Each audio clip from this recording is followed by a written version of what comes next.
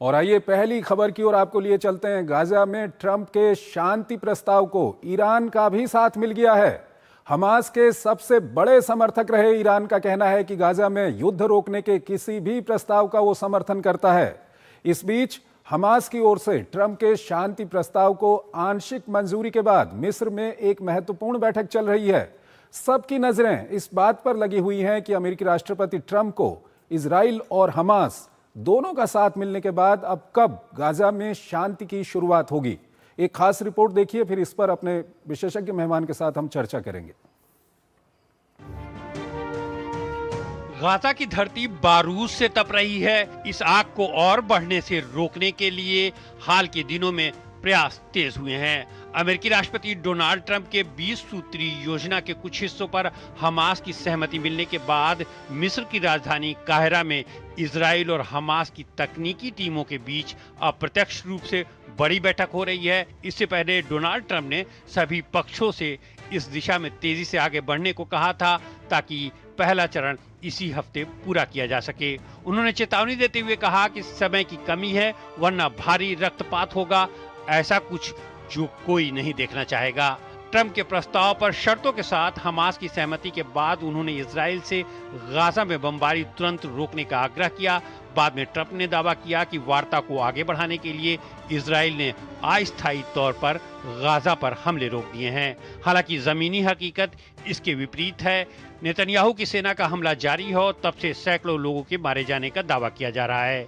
बमबारी रोकने को लेकर मीडिया में ट्रंप और नेतन्याहू के बीच तीखी बहस की भी खबरें तैर रही हैं।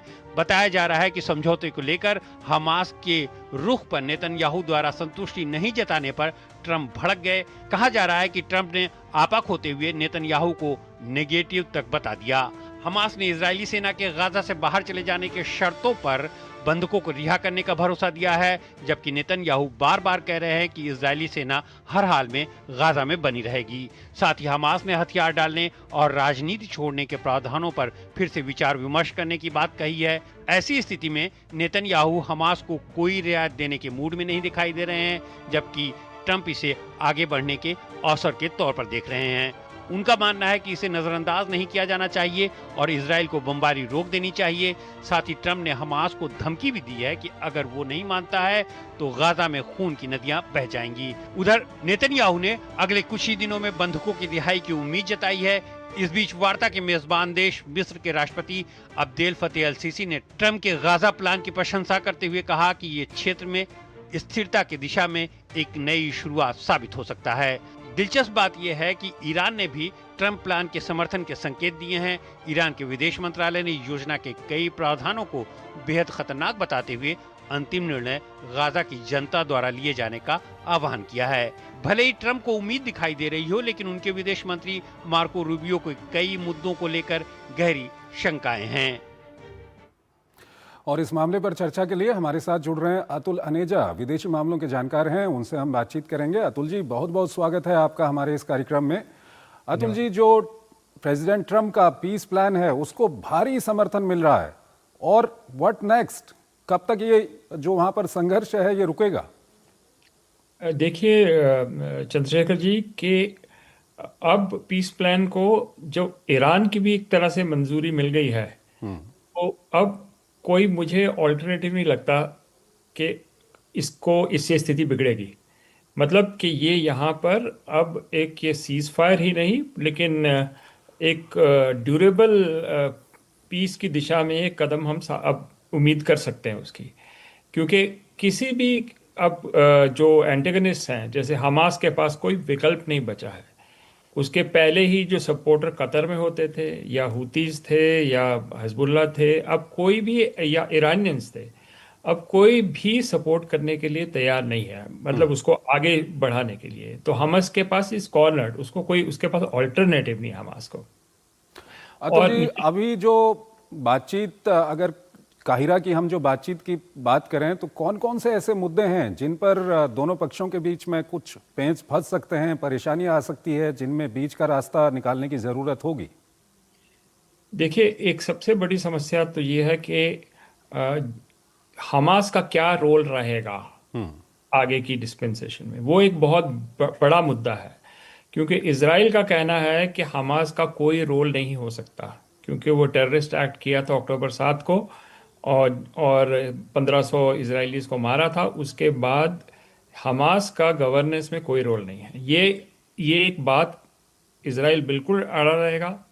और मुझे नहीं लगता कि अब, और हमास को ये बात अगर नहीं मानी तो एक ये मुद्दा, पेचीदा मुद्दा है कि क्या हमास एग्री करेगा जीरो इंटरवेंशन इन गवर्नेंस, मतलब ये फॉर्मुलेशन एक्सेप्ट करेगा कि नहीं करेगा। तो ये एक इम्पॉर्टेंट है।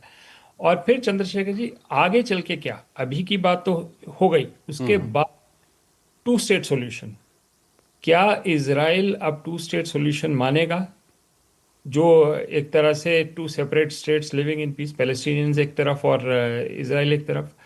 उसमें जो बात आती है ईस्ट जेरूसलम को कैपिटल बनाना एक नई पैलेस्टीनियन स्टेट का, वो ये बड़े बड़े पेचीदे मुद्दे हैं आगे जाके। अभी जो हम फ्रेमवर्क में बात कर रहे हैं वो है कि अभी की शांति के लिए वो कायम होने की मुझे पूरी उम्मीद है। लेकिन जैसे हम आगे बढ़ेंगे तो बहुत सारे ऐसे पेचीदे मुद्दे आगे आएंगे। उसका ये मतलब नहीं है कि लड़ाई दोबारा होगी, क्योंकि लड़ाई का अब कोई इक्वेशन में कोई रोल नहीं बन रहा। लेकिन आगे कोई सहमति, आम सहमति बनेगी जिसमें सब हस्ताक्षर करेंगे। वो एक लंबा एक तरह से डिप्लोमेटिक फेज आएगा, जिसके बाद ही हम ये उम्मीद कर सकते हैं कि कोई ड्यूरेबल पीस होगा। चंद्रशेखर जी, एक छोटी सी बात और कहना चाहूँगा, वो ये है, बहुत इंपॉर्टेंट बात इसमें ये है कि जो होस्टेजेस हैं उनकी रिहाई, ये एक नई स्टेज आ जाएगी। एक बार होस्टेजेस रिलीज होते हैं उसके बाद जो है इजराइल के ऊपर प्रेशर आएगा। अभी होस्टेजेस भी रिलीज हो गए हैं। अभी यूएन जनरल असेंबली में बहुत से पश्चिमी देश ऐसे थे जो रिकग्निशन देने के लिए तैयार थे और दी भी पैलेस्टीनियंस को। तो वो एक प्रेशर आएगा। तो एक पर्टिकुलर मुद्दे पे हमें नजर रखनी है कि होस्टेजेस के रिलीज और उसके बाद का घटनाक्रम क्या होता है। ठीक है अतुल जी, इजराइल पर प्रेशर तो आएगा, लेकिन इजराइल पर अगर हम घरेलू फ्रंट की बात करें तो जो एक्सट्रीम राइट के लोग हैं जो नेतन्याहू की सरकार में शामिल हैं, उनका कहीं ना कहीं दबाव आजकल दिख रहा है। वो कई तरह की धमकियां भी दे रहे हैं इनको। देखिए, जो अल्ट्रा राइट की आप बात कर रहे हैं उसके पास क्या विकल्प है अगर नेतन्याहू ना रहे तो गद्दी पे। तो तो मुझे नहीं लगता कि धमकियां जरूर हैं, लेकिन कोई वायबल ऑल्टरनेटिव है। आप जो भी कहेंगे इस पूरे पीस डील में, मुझे लगता है, और अगर हॉस्टेजेस भी रिलीज हुए तो बहुत जो नेतन्याहू के लिए जो इंटरनल समर्थन है वो बढ़ेगा।